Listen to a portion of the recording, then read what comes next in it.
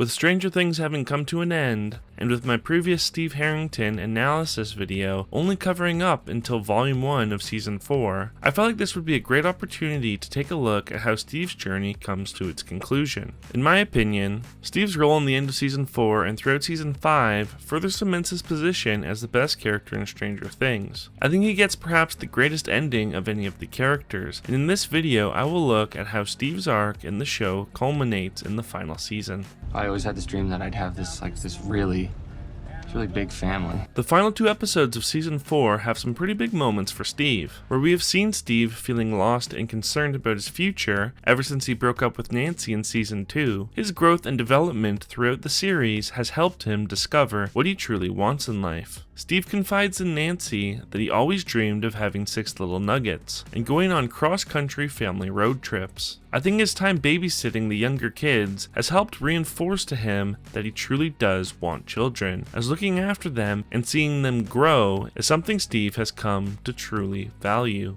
By this point, Steve loves nothing more than helping others reach their full potential. I think he really appreciates how far he has come in his own journey, and how learning to grow has helped to give his life a sense of meaning. I can learn.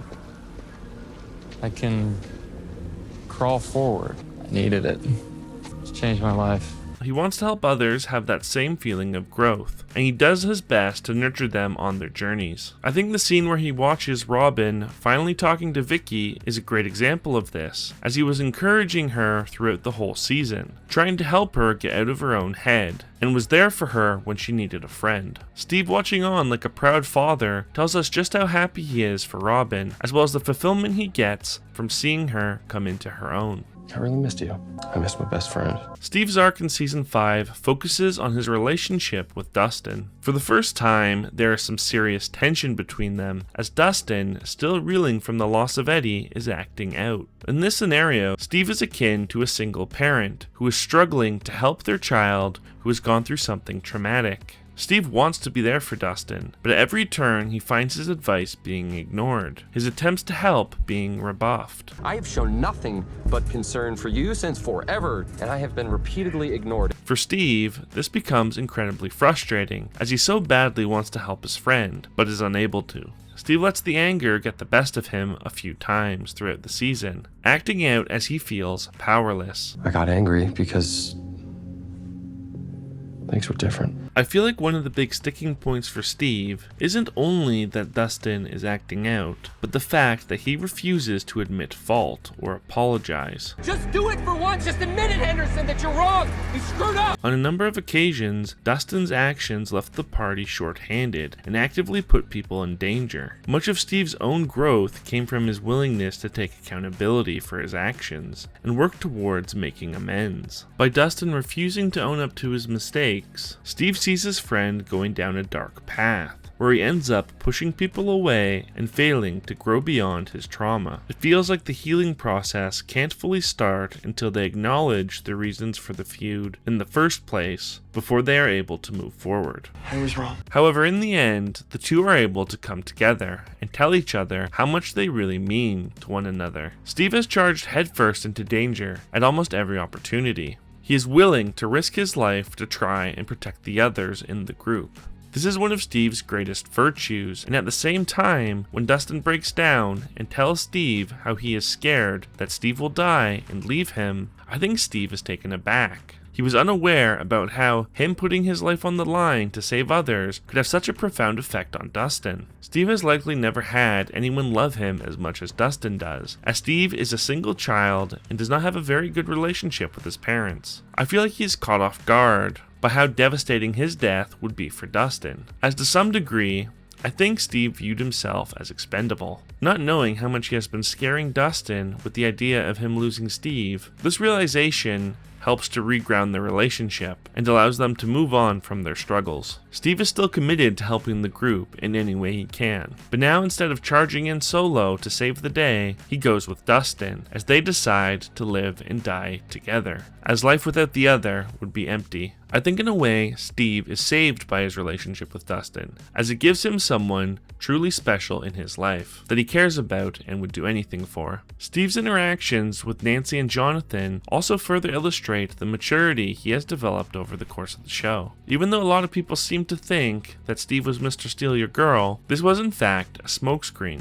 In almost every instance of Steve and Jonathan butting heads, it is stemming from Jonathan's own insecurities about his relationship, rather than something Steve is actively doing. I think when Steve is insisting throughout the whole season that Nancy is just a friend, he is telling the truth. Nancy is a friend. She's a friend! After their talk in season 4 about what they want out of life, I think Steve quickly comes to the realization that they are very different people who want different things. I've known for a while now, me and Nance, we're never really in the cards. You know, she's independent. She's got to get out there, and I don't know, I want to... 6 little nuggets? He knows that him and Nancy aren't meant for each other, but at the same time, he will always care for Nancy and still wants to have her in his life. Steve losing his beautiful Beamer is also a symbol of Steve's growth. Even though he no longer values things like popularity, wealth, and status the same way he did in season 1, I think the Beamer is the one exception. Steve's dad likely bought him his Beamer, and despite everything, Steve really loves his car. Don't you touch her. Even though he is reluctant at first, Steve eventually is able to let go of the final representation of his old life, as he puts it on the line when he drives through the Upside Down to try and track the Demogorgon. Where the Beamer is eventually sucked out into the void, I feel like Steve is able to finally grow beyond the last holdout of his old life, as he now truly understands the things that really matter to him. I think it's also worth noting that Steve is the only character that has fought every single major antagonist. He goes toe-to-toe with the Demogorgon. He fights off a number of Demodogs. He battles evil Russians. He fights off some Demobats. He Molotovs Vecna, and he stabs the hell out of the Mind Flayer. I think the fact that Steve has fought all of these different beings reinforces his role in the group as one of the most physically gifted, as well as it further illustrates his protective nature and his willingness to lay his life on the line for others. It should also be said that Steve remains the king of apologies, as he continues to hold himself accountable. Some of the stuff that I said earlier, It's okay. No,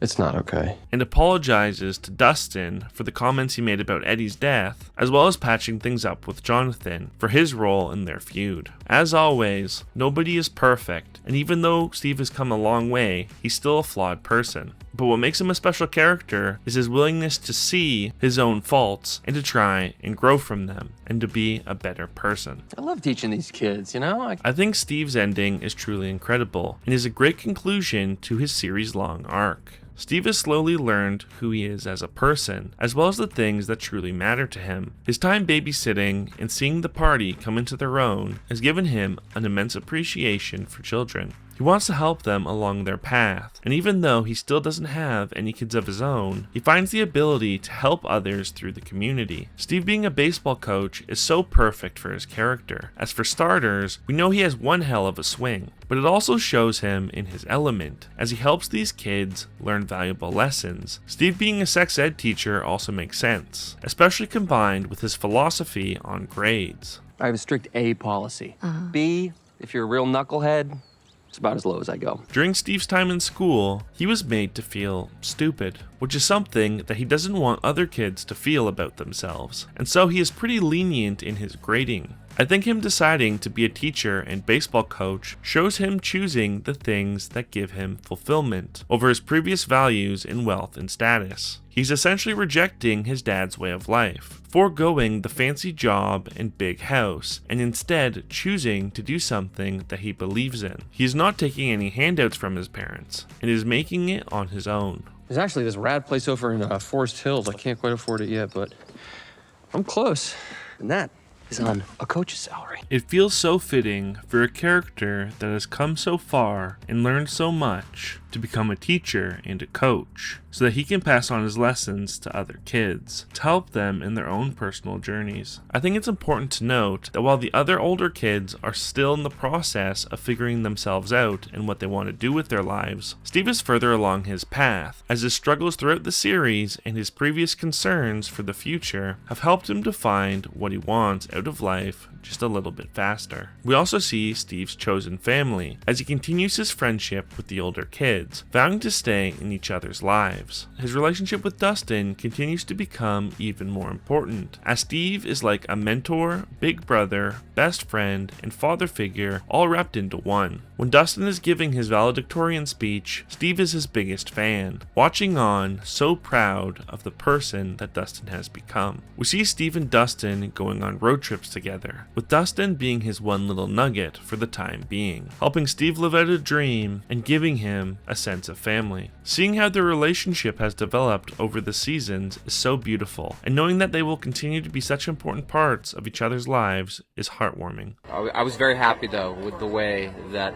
it wrapped up for me personally. I've said it before and I'll say it again. In my opinion, Steve Harrington is the best character in Stranger Things. Seeing his journey over the course of the series is captivating and leaves me with such a sense of contentment. I think his ending is one of the best in the show and highlights many aspects of his story that have been built upon over the years. Seeing Steve's story wrapped up in such a beautiful and impactful way further cements my feelings on his character. If you somehow made it to the end of the video, I want to thank you for watching. If you enjoyed the video, I would really appreciate it if you liked and subscribed. It really helps out the channel. Thank you for watching, and I hope to see you in the next video.